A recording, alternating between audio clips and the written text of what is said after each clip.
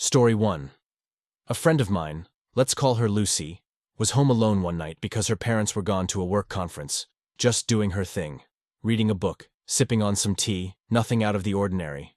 She'd locked up the place like she always does. But then, as she's flipping through her book, she hears a faint creak from the hallway.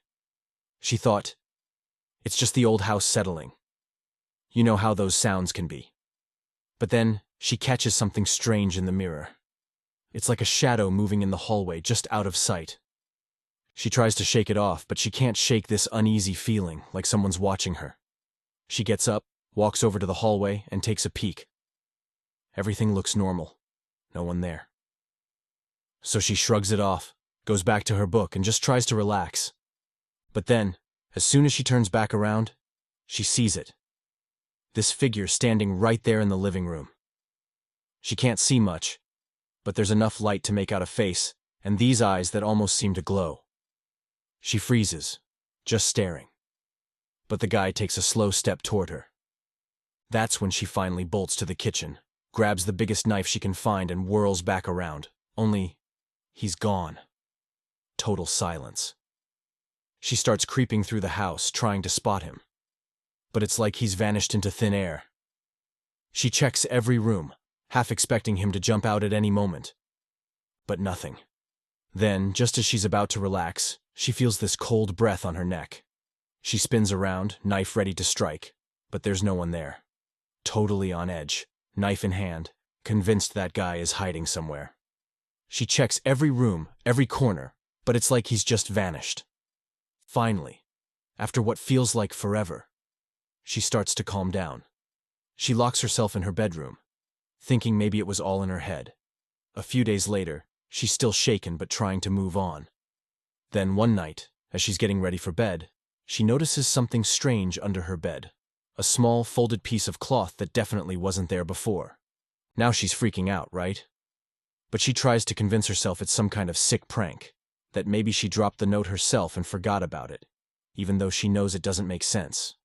She shoves it in a drawer and tries to forget about it. Fast forward a couple of weeks. She's been hearing more weird noises at night, but she's doing her best to ignore them. One evening, she comes home late, flicks on the lights, and finds another note. This one sitting right on her pillow. It says, "I never left." She calls the cops immediately, and they search the house from top to bottom. That's when they find out he's been hiding in her attic the entire time, coming down when she leaves or goes to sleep. They even find wrappers, empty bottles, and a blanket tucked away in the corner. Turns out, he'd been living there for weeks, watching her, and she had no idea. To this day, she swears she still feels like he's lurking, hiding somewhere, just waiting. Story 2. So, a guy I know, let's call him Jake, recently moved into this old house in a quiet part of town. It's one of those places with creaky floors and doors that don't quite shut. He's unpacking one night, minding his own business, when he hears this weird scratching sound coming from the walls. He thinks maybe there are rats or something, but it's so loud, almost like someone's clawing their way through. The scratching stops, so he shrugs it off and heads to bed. Later that same night, in the middle of the night, he wakes up to this tapping sound. He looks over, and he can see a faint outline through the bedroom window, a figure standing outside, just staring in at him. He jumps out of bed, runs to the window, but by the time he gets there, the figure is gone. The next day, he decides to investigate. He finds strange footprints in the dirt outside, but they don't seem to go anywhere. Jake was freaked out, but he tries to go about his day anyways, telling himself it was just a bad dream. That night, as he's trying to sleep, he hears the tapping once again, this time coming from inside the room. He gets up, turning on all the lights, but there's no one there. He decides this is stupid. He must be imagining things. He finally falls asleep with the lights on, but when he wakes up, he finds a message scrawled on the inside of his bedroom window, in what looks like mud. It says, "Watching." He calls a friend to stay over, and they both wake up to find the same message on the window the next morning. Jake moved out the very next day, leaving everything behind.